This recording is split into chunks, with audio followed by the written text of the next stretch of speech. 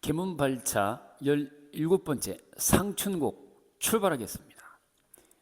상춘곡 완상한다 보물이라는 뜻인데 상춘곡 뜻이 뭐라고요? 완상한다 보물.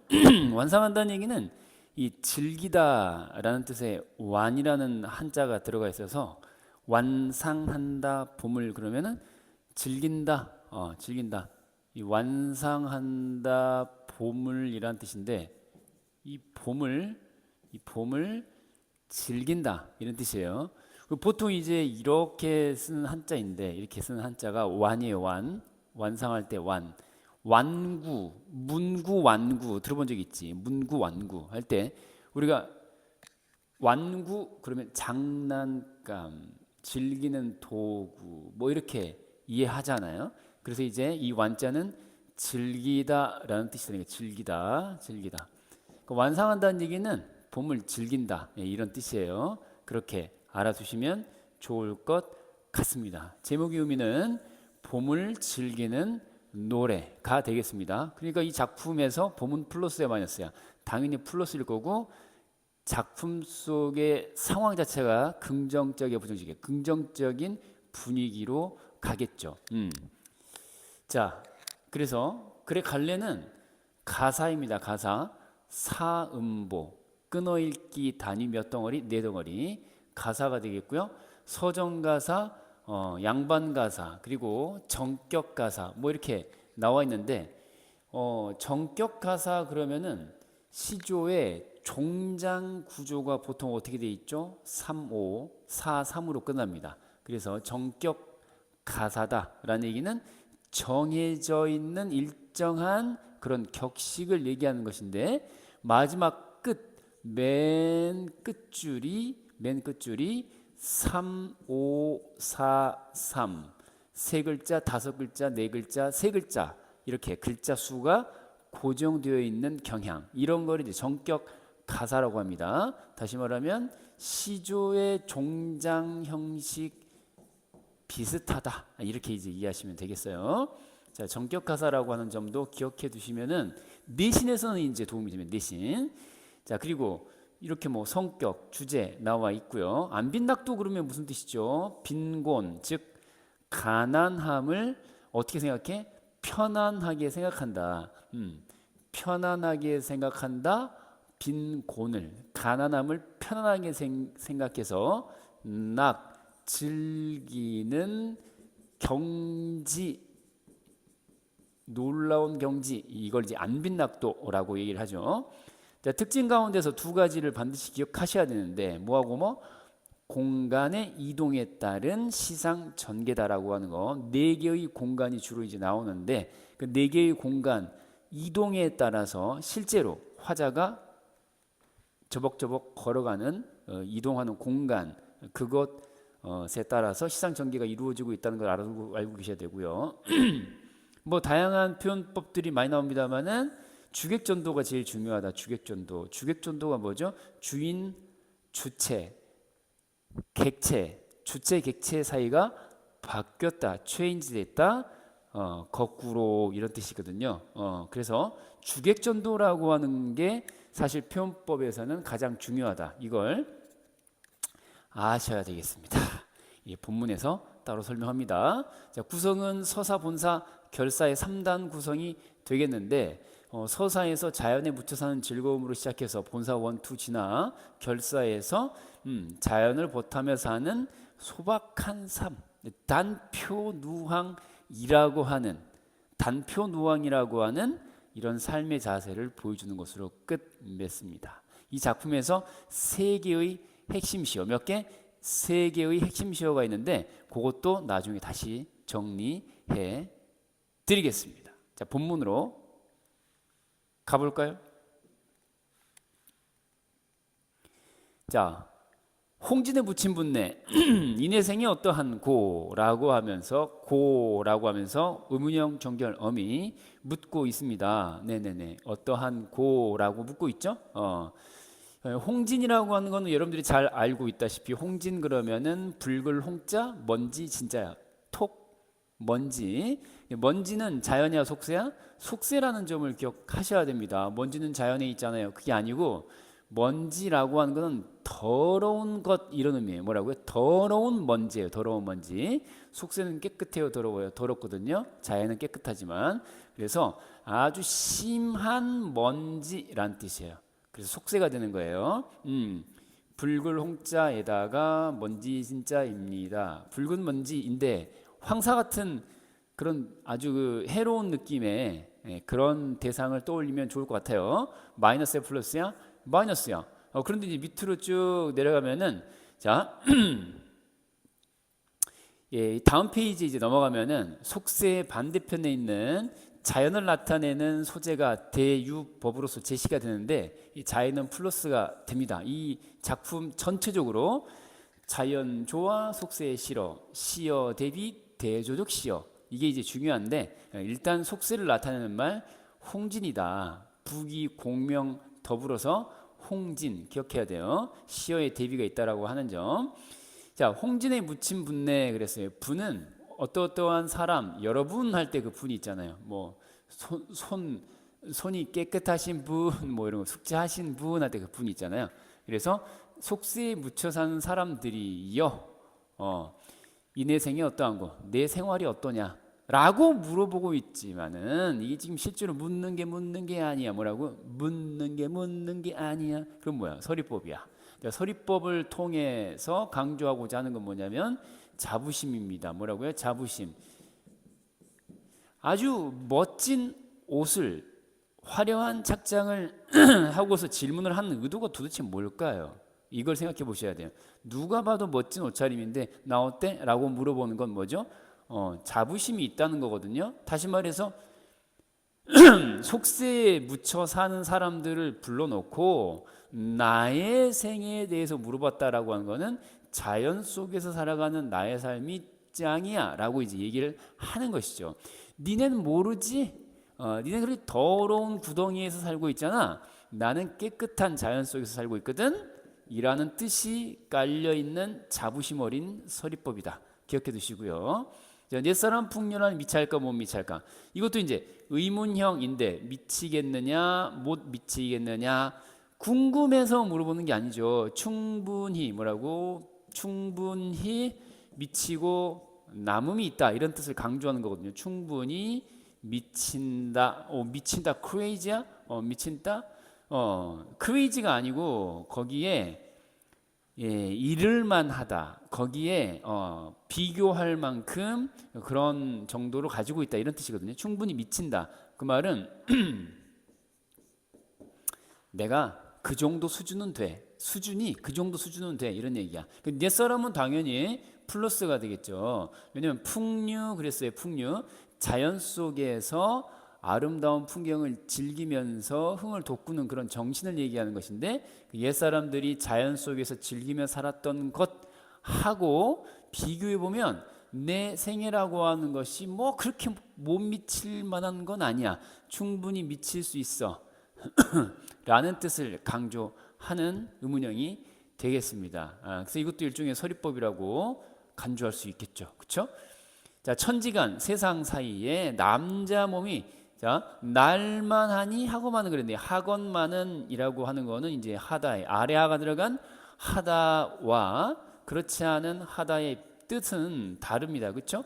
그래서 두와 머치로 나눠 보면은 애는 두, 여기는 머치 쪽입니다. 그래서 해석을 많건만은이라고 이제 하건만은 써놓고 많건만은이라고 해석하는 거예요. 많다 이거야. 나와 생김새가 비슷한 사람 되게 많아. 근데 실제로 나만큼 훌륭한 삶을 누리고 있는 사람들은 적어. 이런 뜻을 전달하려는 겁니다. 자, 살림에 묻혀 있어 그랬는데 앞쪽에서 속세, 더러운 공간, 오염된 공간, 부정적 의미의 공간이 뭐였죠? 홍진이었죠. 마이너스였어요. 이제 플러스에 해당하는 자연을 나타내는 플러스 시어가 등장합니다. 어디야? 살림. 몇 산자? 산산자에다가 수풀림자니까 당연히 자연이죠. 틀림없이. 자연은 플러스야 마이너스야? 플러스예요. 시어의 대비. 앞쪽에 있는 거 뭐? 앞쪽에 있는 거 홍진이라는 부정적 시어와 살림이라고 하는 긍정적 시어가 대비 대조 이루고 있다라는 거. 자, 묻혀 이 시어를 있어라고 해석하지 마시고 묻혀 지내는이라고 해석하는 게 좋아요. 묻혀서 지내는이라고 해석하는 게 좋다. 묻혀 지내는 지극한 즐거움을 모를 것인가 이런 얘기예요. 그러니까 야, 니네 그 쓰레기 같은 속세에서 사는 것들아, 야, 그 살림, 즉 자연 속에서 묻혀 지내는 즐거움을 도대체 너는 모르냐? 라고 물어보고 있는 거예요. 오케이? 도대체 모르냐? 이런 얘기죠. 수간 모으기 나왔는데 이거 박스 처리하고 1번이라고 해볼게요. 공간 1번 수간 모으로부터 스타트. 자, 시작입니다. 그래서 수간 그랬는데 이건 사실 여러라는 뜻의 수도 있어요. 숫자 수도 있지만은 여러 칸 혹은 뭐 몇 칸 되는 몇 칸짜리 초가집 띠 모자예요. 그러니까 띠플로 지은 집이니까 초가집이죠. 몇 칸짜리 초가집을 벽계수 앞에 두고 벽계수라는 공간 자체가 푸른 계곡물, 푸른 시냇물이라고 하는 것인데 푸른 시냇물 당연히 자연 속 공간이겠죠. 이거를 자, 이 집을 이 자연물 흐르는 물 앞에 두고 그래서 이렇게 물이 흐르고 여기에 이제 집을 지었다. 이렇게 이해하실 수 있겠네요. 자, 송죽 우를리에 풍월주인 되어셔라 그랬는데 이 풍월주인이라고 하는 표현 자체가 이 작품 속에서 중요한 핵심 시어 세 가지, 몇 가지? 세 가지 가운데 하나가 되겠습니다. 화자 자신을 나타내는 말이고요. 이거는 네, 중국 고전 문학 가운데서 적벽부라고 하는 자, 소식, 소동파, 소식의 작품 적벽부에 나오는 표현을 다시 쓴 것입니다. 아시겠죠? 풍월이라고 하는 말 자체가 뭐야? 바람풍, 달월, 자연이 되겠죠. 그래서 자연 속에서 주인이 되어 살아가는 사람.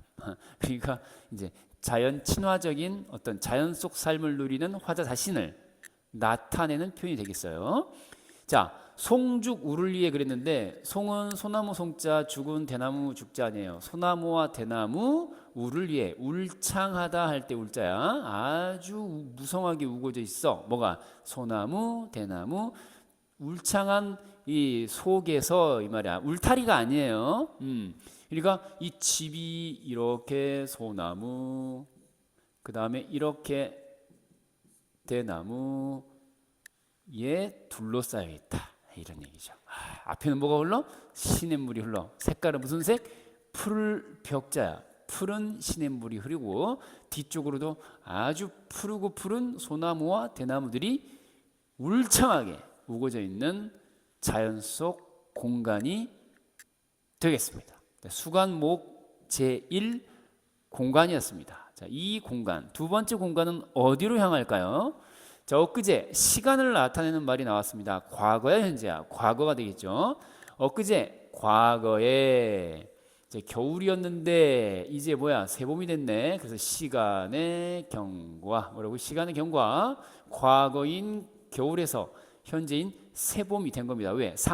상춘곡이니까요. 돌아오니 자, 도화행환한 서양에 피어 있고 여기서부터 여기까지 녹양방초난 새우 중에 부르도다 그랬어요. 표현상의 특징 살펴보면은 난난예예 보이시죠? 난난예예 동일한 위치 유사한 표현의 반복적 사용 연달아 되고 있다는 거 확인할 수 있고 빵꾸 똥꾸 대꾸법이라는 거 확인할 수 있죠. 그죠? 대꾸법이야.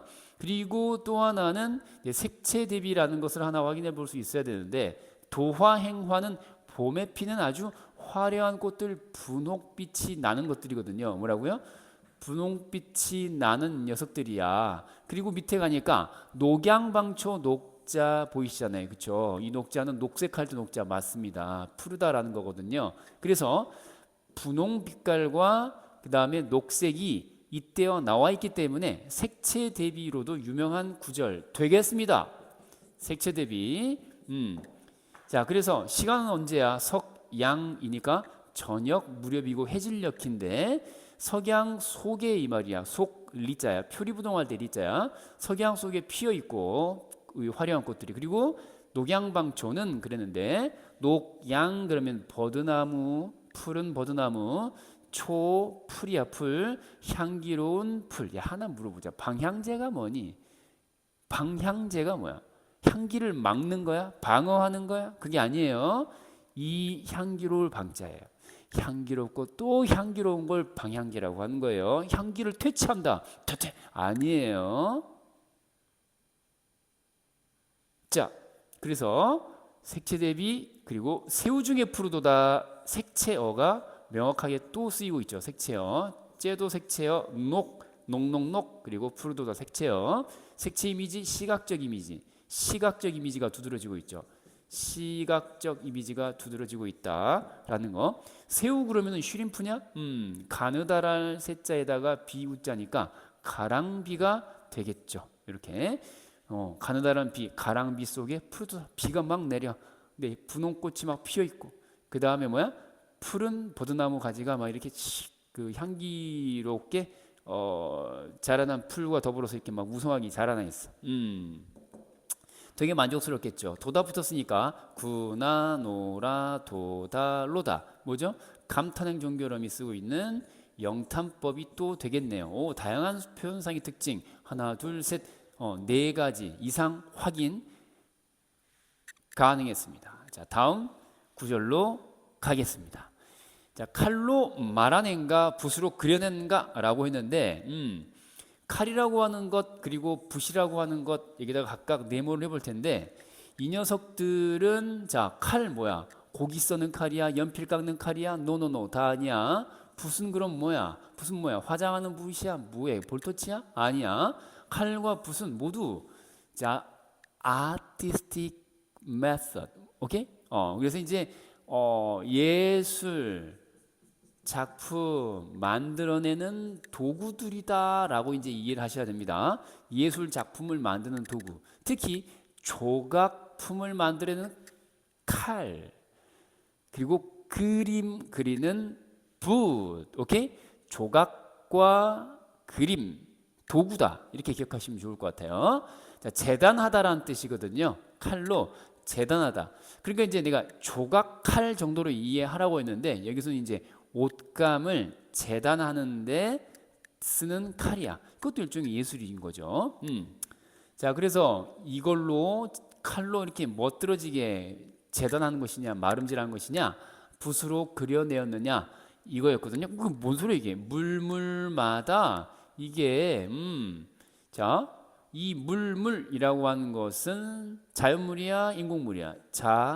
자연물이죠. 이 자연물을 두고 마치 사람의 손이 닿은 인위적 예술 작품인 것처럼 표현하는 과정에 나온 것이 되겠죠. 그래서 뭐로 뭐뭐한가 뭐로 뭐뭐한가 비슷한 구절 연달아 반복이니까 대꾸법 되겠고요. 그렇죠? 대꾸법 되겠고요. 그리고 대상에 대한 예찬의 의도가 들어있는 거죠. 대상은 뭐야? 자연이고요. 어떤 속성이야? 아름다운 속성이야. 아름다운 자연을 예찬하는 아름다운 자연 풍경을 예찬하고자 하는 의도로 대꾸법 이제 쓰고 있습니다.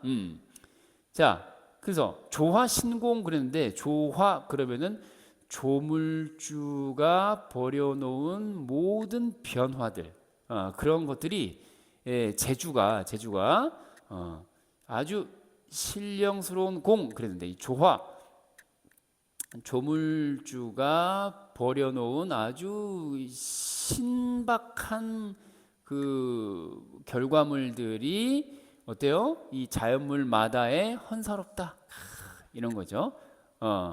야단스럽다는데 여기서는 플러스 의미로 해석하는 게 좋습니다. 아 시끄러 이게 아니고 우와 화려하다 이렇게 이해하셔야겠죠. 자, 수풀에 우는 새난 이 굉장히 중요한 표현이 나왔어요. 왜요? 울다라고 나와 있는데 이건 뭐 단순하게 새가 지적이다 이렇게 이해하시면 될 것 같고요. 그게 중요한 게 아니라 춘기를 못 내게 워 못 내게 워 소리마다 교태로다. 교태로다가 사실 중요한 표현입니다. 교태는 사람이 부리는 거야, 새가 부리는 거야? 사람이야, 새야? 사람이 부리는 게 교태, 아양. 근데 새가 부린다라고 했으니까 사람이야 아니야? 새는 사람이 아니야. 사람이 아닌 주제에 사람이 하는 행동을 하고 있다고 표현했으니까 무슨 법이야? 의인법이 되겠지. 의인법. 얘는 의인법이에요. 일단 출제 포인트 첫 번째, 의인법이다. 그리고 교태라고 하는 것은 아잉, 뿌잉 이런 거니까 얘는 역겨워. 자, 얘는 그래서 즐겁고 뭡니까? 흥에 겹다. 지금 뭡니까? 이 못내 겨워서 교태로다라고 했으니까 플러스야 마이너스야? 플러스 정서를 지금 드러내는 거거든요. 그러니까 신났어. 즐거움이라고 하는 정서를 드러내는 거거든요. 그러니까 다시 정리하자면은 화자에게 있었던 감정 상태가 새한테 이사를 갖다 익스프레스 이렇게 이해하시는 게 좋겠죠. 원래는 화자한테 있던 건데, 그쵸? 교태 부린다라고 하는 이 즐거움이라고 하는 정서가 여기 있던 건데 새한테 이사 갔다, 이사 들어갔다, 이입이란 말을 쓰는 거예요. 그래서 감정이입이 들어간 표현이다라고 알아보실 수 있어야 되는 게 이제 두 번째 포인트. 첫 번째 의인법, 두 번째 감정이입이 되겠습니다. 그러면은 청각적 이미지 맞아요, 틀려요? 청각적 이미지 우는 이라고 했으니까 당연히 청각적 이미지도 쓰이고 있습니다. 또한 로다가 들어갔기 때문에 영탄법도 되겠죠. 첫 번째 공간 수관 모옥이 있었고요. 두 번째 공간은 도대체 뭘까요? 자, 무라일체언이 흥이에 달하소냐 시비에 걸어보고 전자에 앉아 보니 어디? 정자. 그래서 정자에 네모 처리하고 공간 2라고 써볼게요. 이따가 다시 다 정리합니다. 두 번째 공간으로 이동한 겁니다. 이제 어디 있다가 수간목 몇 칸짜리 초가집, 두 번째는 정자. 자, 무라일체 이것도 전체적으로 핵심 시어 셋 중에 두 번째가 되겠습니다. 무라일체가 뭐죠? 무라일체가 뭐예요?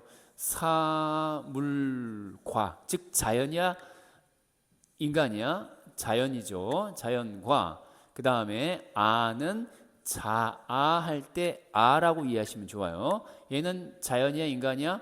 인간이. 그죠? 그래서 한 몸이 되었다. 일체. 한 몸이 되었다. 무라일체는 이렇게 탄생한 말입니다. 사물인 자연과 자인 인간이 이렇게 이해하면 좋죠. 한 몸이 되었다. 무라일체. 흥이에 다르소냐 그랬어요. 냐 그랬어요. 설의법이 되겠죠. 답 정해놓고 물어보는 거야. 다르다는 얘기야? 다르지 않다는 얘기야? 다르지 않다가 되겠죠. 다르지 않다. 다르지 않다. 다르지 않다라고 하는 것을 강조하는 설의법이 되겠어요. 자, 자연과 내가 한 몸이 되니 흥금이 다르겠느냐? 똑같다 이런 얘기죠. 자, 시비에 걸어보고 정자에 앉아보니 이제 앉아봤어요. 정자에 왔어요. 자, 소유명하여 산일이 적적한데 산속에서의 하루 일과가 적적하다. 조용하고 고요한데 말이야. 소유하다는 얘기는 이렇게 천천히 뒷짐지고 걸어가는 모양을 소유하다고 얘기하는 거야. 산책 정도로 이해하시면 되고요. 음영이라는 얘기는 자, 읊을 음자에다가 읊을 영자예요. 시를 쫙 읊으면서 요즘 같으면 이제 노래를 따라 부르면서 되겠죠. 뭐 골든 같은 거나 그렇죠. 뛰어는 좀 시끄럽구나. 골든도 좀 시끄럽네. 조용한 노래가 요즘에 하나도 없어. 아무튼 조용한 시를 읊으면서 이렇게 조용하게 시를 읊으면서 쫙 지내는 산속에서의 하루가 적적하다, 고요하다 이런 얘기예요. 자, 세 번째 공간은 어디일까요? 한중진미랄. 그래서 한중진미할 때 이 진미 이 밑자가 무슨 밑자예요? 맛 밑자인데 여기서는 실제 혀끝으로 느껴지는 맛이라고 하기보다는 그쵸? 예, 추상적 의미로 참된 의미, 뭐 참된 즐거움 이런 정도로 이해하시면 좋을 것 같아요. 참다운 맛인데 진미 한중 그랬어요. 한가한 가운데 중 한가롭게 지내는 중에 그런 느껴지는 참된 맛이 참다운 맛을 알리 그런데 알리 가수 알리냐 알 사람이 없이 뭐라고 혼자로다 만족스러운 거죠. 입안 이웃들아 그래 놓고 부릅니다. 이웃을 불러요. 청자 있어 없어 있어요. 청자입니다. 듣는 사람 이웃을 불러요. 이봐 이웃들아 산수구경 가자스라 그런데 자에다가 동그라미 보면은 자는 청유야 명령이야. 시작 청유 그렇죠. 청유형 문장을 통해서 산수구경 산수구경을 가자 즉 자연 구경 아름다운 자연 풍경을 구경하러 가자고 권유하고 있는 청유형이 되겠어요. 자 여보게 이렇게 불러서 가자고 합니다. 이제 챙길 물품들이 좀 있겠죠. 답청을 한 오늘 하고 욥기란 내일 하세 이렇게 나와 있는데 이렇게 끊고 보면은 뭐뭐란 뭐뭐 하고 뭐뭐란 뭐뭐 하세라고 했으니까 요것도 대꾸법 되겠네요. 그렇죠? 비슷한 문장 구조 연달아 반복. 자, 근데 답청이라고 하는 것은 뭐냐? 밟을 답자거든요. 답보 상태 할 때 그 답이고요.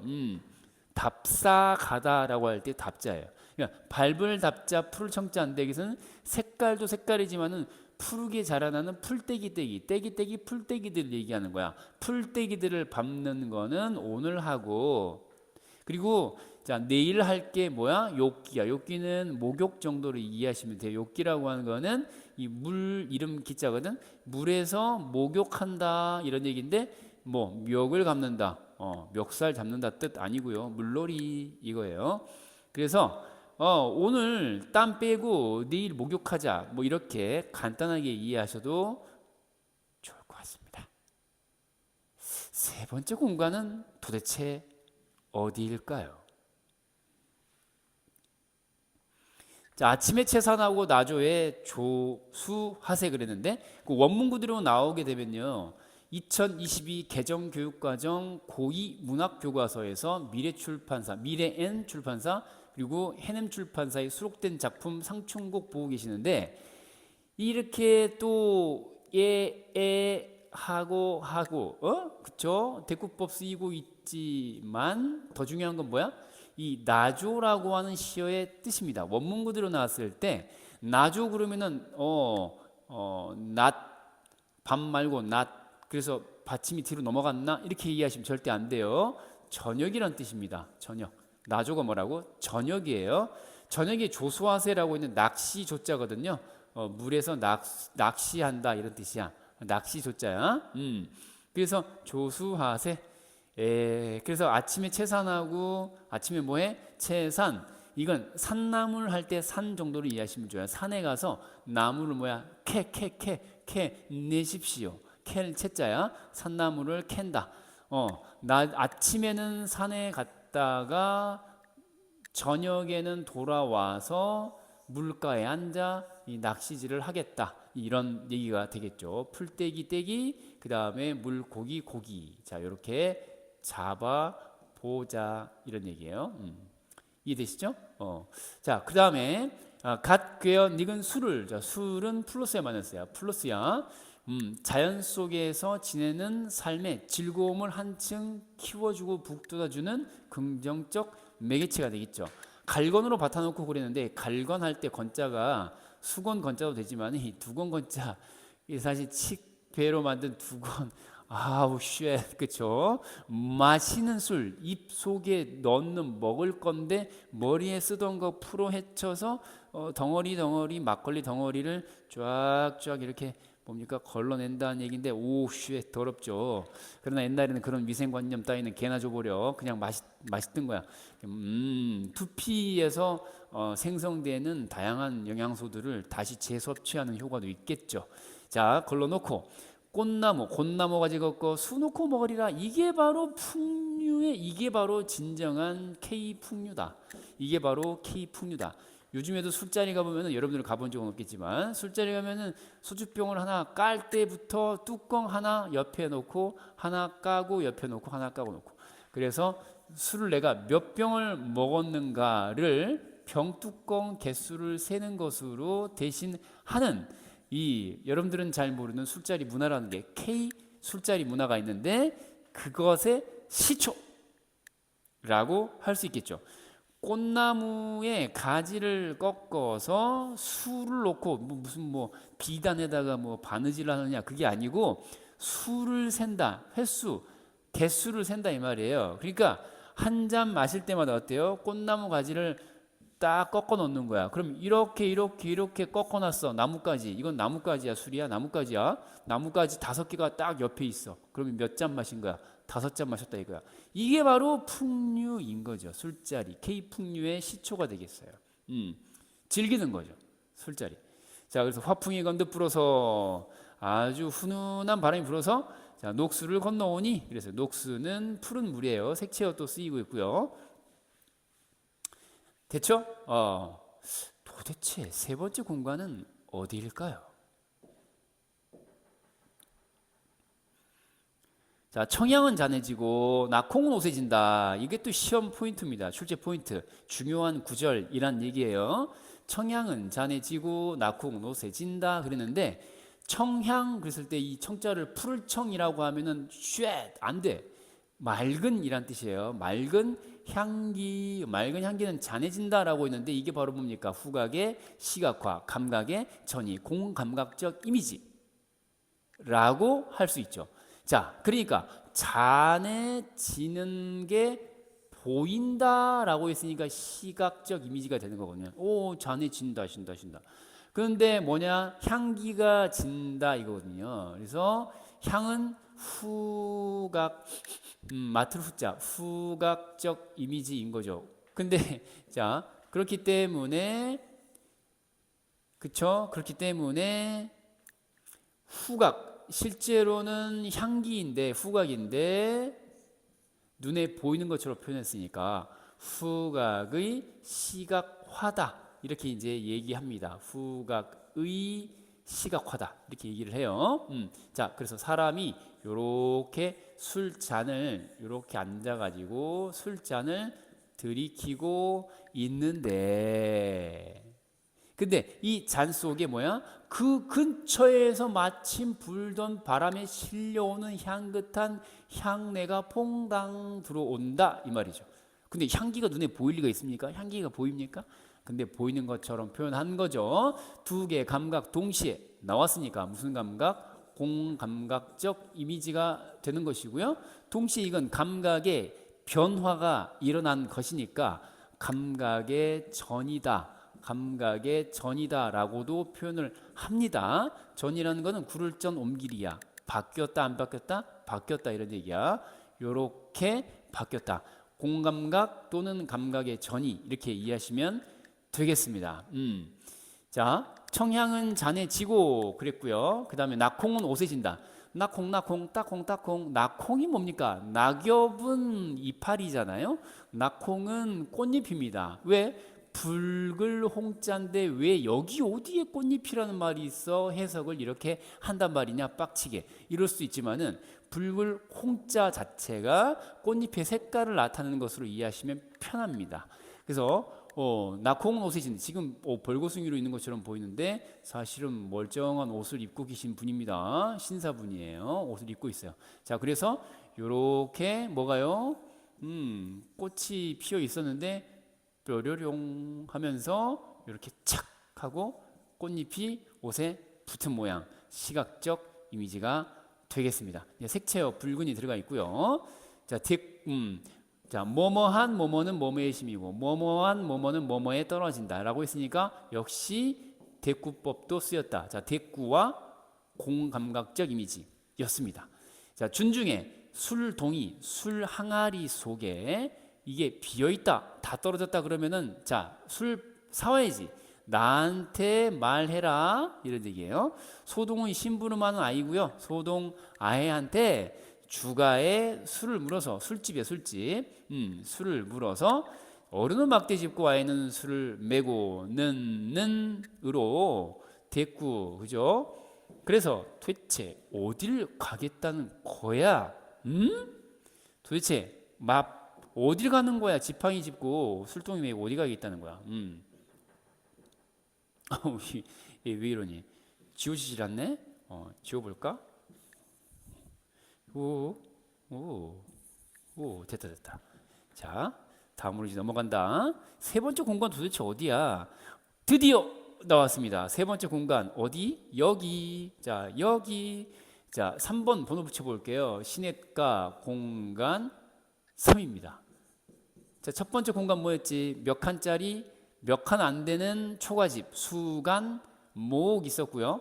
그 다음에 앉아 있었던 곳 정자. 세 번째가 시냇가가 되겠어. 시냇가에 왔어. 미음 완보와야 이렇게 가느다랗게 아주 미미하게 미미하게 읊조리면서 이렇게 천천히 완보, 천천히 걸어왔어. 느리게, 느릴 완자.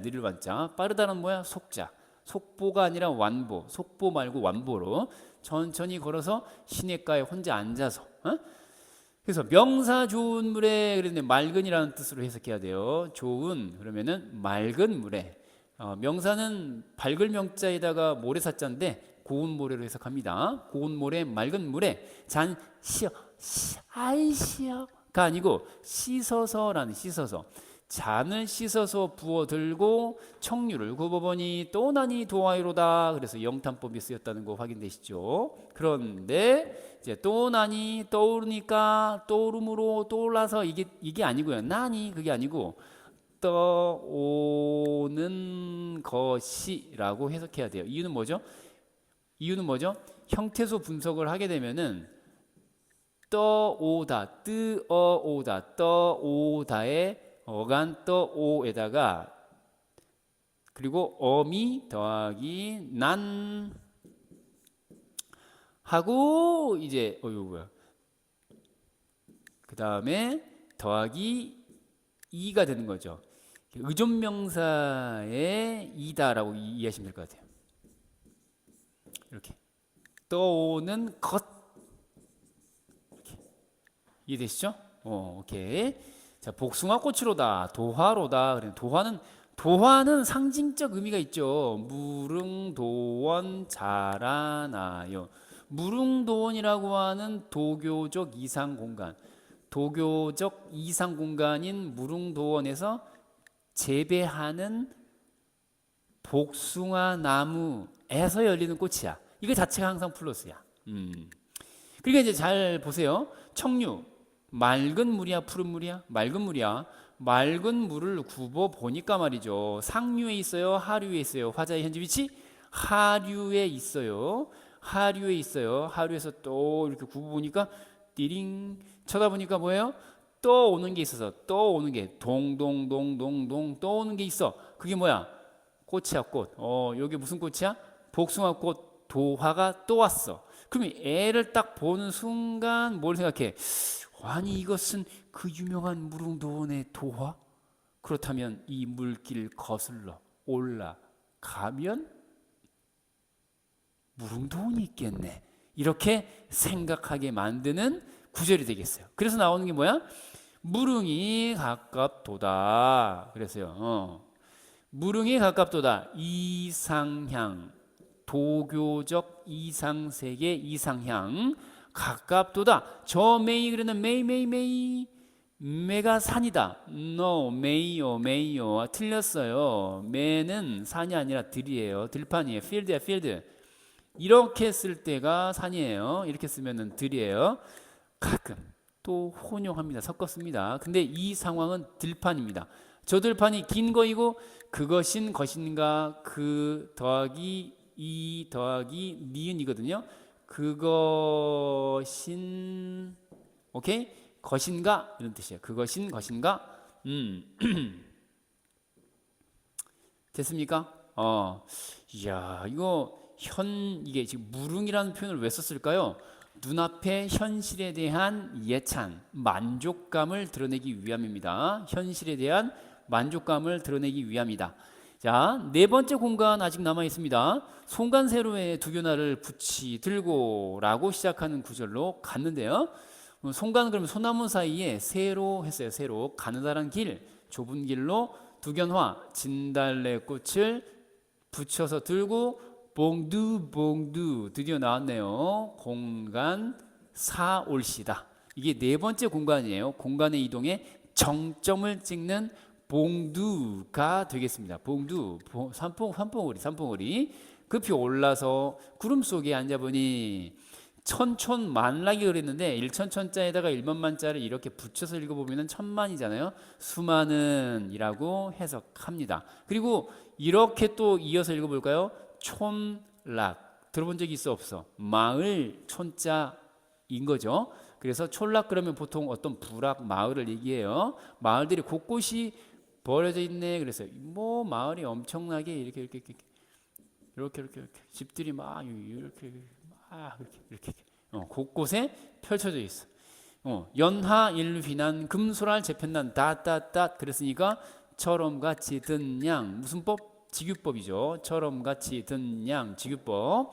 금수는 에라이 금수만도 못한 놈 그게 아니고요. 금수는 수놓은 비단이란 뜻입니다. 뭐라고요? 수를 놓은 비단이란 뜻이에요. 비단수, 수놓을 수, 비단금이거든요. 수놓은 비단이란 뜻이야. 따라서 이건 비유. 얘도 비유야. 은유법이야. 자, 연하 일휘가 원관념이고 금수가 보조관념이 되겠죠. 그래서 원관념 연하 일휘 할 때 연하 그러면은 김연하 아니에요. 연하는 뭐죠? 안개 연자에다가 노을 하자거든요. 그래서 대유법으로서 부분인 안개 노을 통해서 자연 전체를 대신 나타내는 대유라고 할 수 있어요. 자, 그래서 연하 일휘 그랬는데 안개와 노을 그리고 빛나는 햇살은 반짝반짝하니까 수놓은 비단 같다라고 지규법 비유를 쓰고 있습니다. 네 번째 공간 발견. 자, 엊그제 검은들이 봄빛도 유여할샤 그랬어요.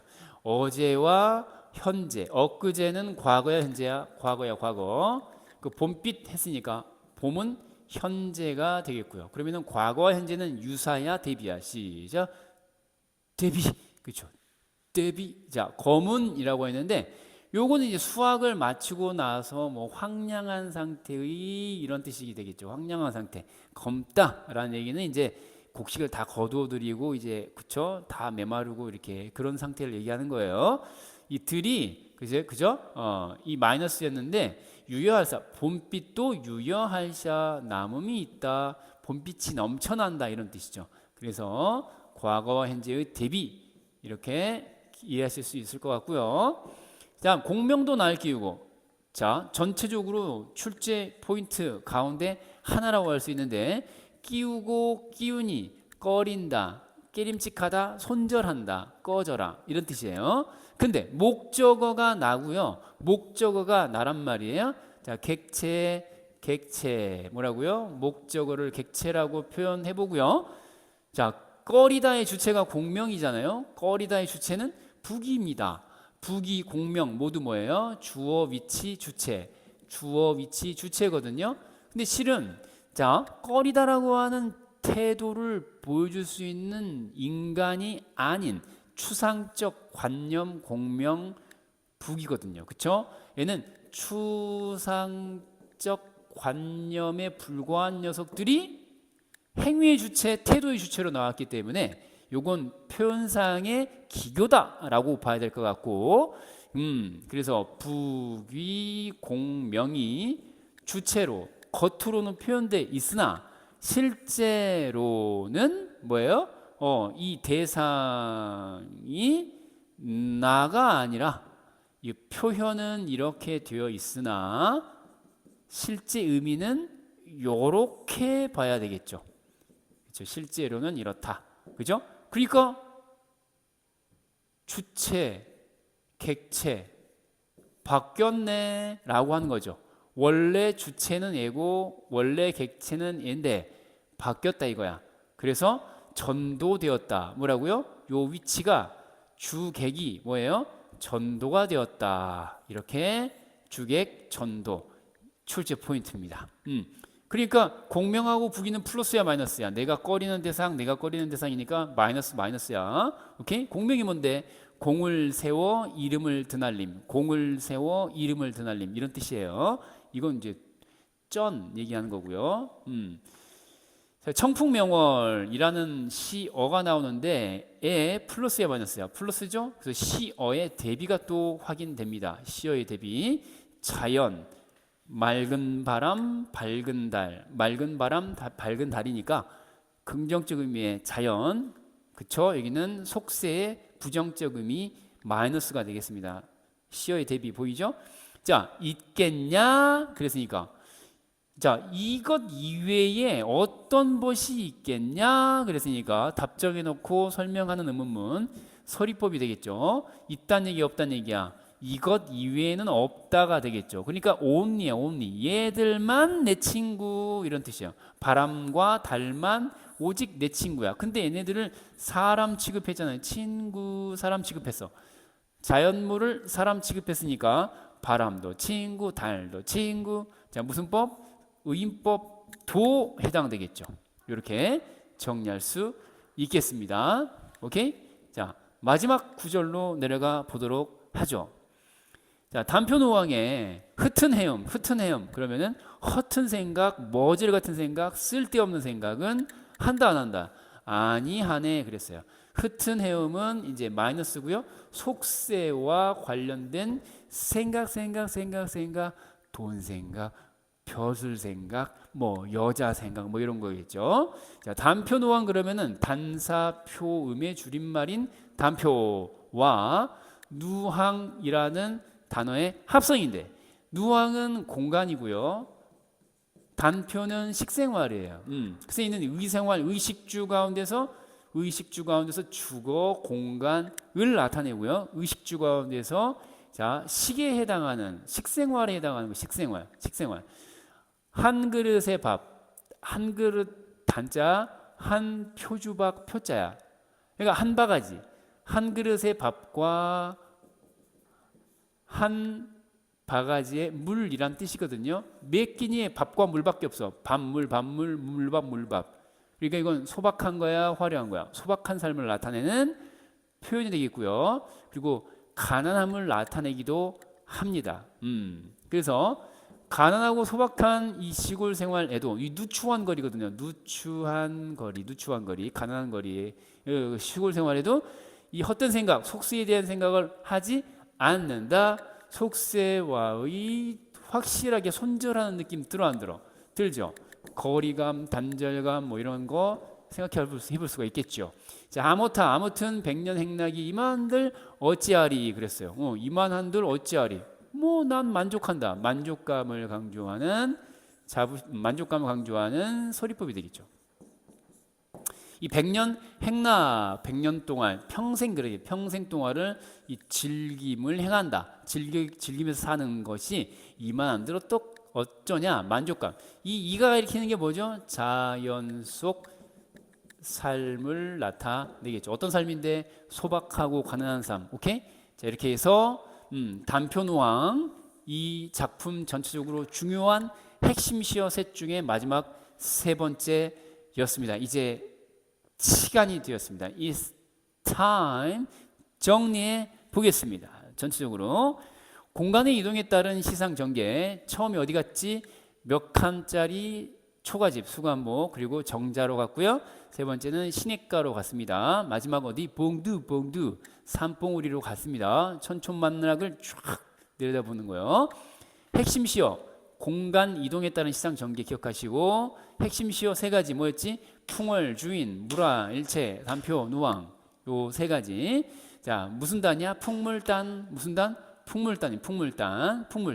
풍월주인 그러면은 자연을 즐기는 사람, 즉 누구? 화자를 가리키고요. 자부심을 드러내는 표현이면서 소동파, 소동파, 소식이 본명입니다. 시기, 소식, 그리고 동파님이 남기신 작품 속 표현이다라는 것도 알고 있으면 좋겠죠. 적벽부의 구절을 가져온 거다. 물화일체 뭐였지? 자연과 사람이 한 몸이 되는 거. 여기서 사람은 화자를 가리키는 말이 되겠죠. 단표 노항은 단사표음 줄임말 단표였고요. 식생활 소박해, 주거생활 소박해. 누추한 마을에서의 청빈하고 소박한 생활을 일컫는 표현이었다. 물단, 풍물단. 기억하세요. 자, 그리고 또 중요한 출제 포인트. 대조적 시어 또는 시어의 대비. 자연 플러스 쪽은 맷산자, 수풀림자, 살림과 더불어 푸른 바람이야, 맑은 바람이야? 맑은 바람과 밝은 달, 자연 플러스입니다. 속세는 살림과 대비되는 풍진, 더러운 먼지. 그리고 부기공명도 마이너스 속세입니다. 이제 마지막 표현 방법, 표 2개로 정리해 보겠습니다. 첫 번째 표입니다. 도화행환한 석양리에 피어있고, 대구법 도화행환한 석양리에 피어있고 농양방촌한 새우 중에 푸르도다 위아래 대구. 그리고 영탄법 도다 색채 대비 분홍빛, 여기는 푸른색. 기억나시죠? 자, 의인법 영탄법 감정이입 다 들어가 있습니다. 자, 의인법 뭐죠? 여기 교태라는 단어 때문에 새가 교태를 부려 아잉 이건 의인법이야. 그 이 어떤 즐거움의 정서를 화자 정서 대신 이입시켰으니까 감정이입, 이사 보냈다 화자 감정. 로다 붙었으니까 영탄법까지. 울다 했으니까 청각적 이미지도 있는 거죠. 자, 그 다음에 공감각적 이미지 후각의 시각화했는데 후각의 시각화 그러면은 감각이 뭐라고 그랬지? 전이라고 했어요. 공감각적 이미지 청향은 후각이었고요. 그죠? 기억나죠? 잔에 지는 모습이 보이는 것처럼 표현했으니까 후각의 시각화가 됐던 거 기억하시고. 자, 그 다음에 뭐뭐는 뭐뭐해지고 뭐뭐는 뭐뭐해진다 라고 했으니까 이것도 대구법입니다. 칸이 부족해서 넣지 않았습니다. 대구 기억하시고. 주객전도 대구법. 뭐뭐도 뭐뭐하고 뭐뭐도 뭐뭐한다. 이렇게 뭐뭐도 뭐를 뭐뭐한다. 이렇게 대구법에다가 주객전도 기억나시죠? 겉으로는 공명부기 실제로는 내가 꺼려 이거였죠. 겉으로는 공명부기 실제로는 내가 꺼려. 주객이 바뀌었다. 주객전도였습니다. 자, 표현 방법 2번째 표로 마무리합시다. 청풍명월 외에 어떤 벗이 있사옵고 청풍명월이 내 벗이다. 오직 바람과 달만이 나의 친구 했으니까 자연물이 친구 사람 취급됐으니까 의인법. 서리법 없다 얘네뿐이다. 지규법 듣 기억나시죠? 금수 에라 금수 아니고요. 뭐였죠? 수놓은 비단 긍정적 의미였어요. 아름다다 so beautiful 아름답다. 그리고 대구법 엄청 많이 나오는데 요렇게 아까 다 봤던 것들입니다. 됐죠? 자, 지금까지 2022 개정교육과정의 문학교과서 해냄출판사와 미래엔 출판사에 실려있는 17번째 작품 상충곡을 살펴봤습니다. 여러분 입시 기상도에도 봄만 계속되기를 바라면서 아시겠죠? 숙제는 오늘 하고 내일은 미소 짓는다. 대구법으로 마무리해 봅니다. 여러분 상춘하는 내일을 위해서 오늘도 열심히 공부합시다. 감사합니다.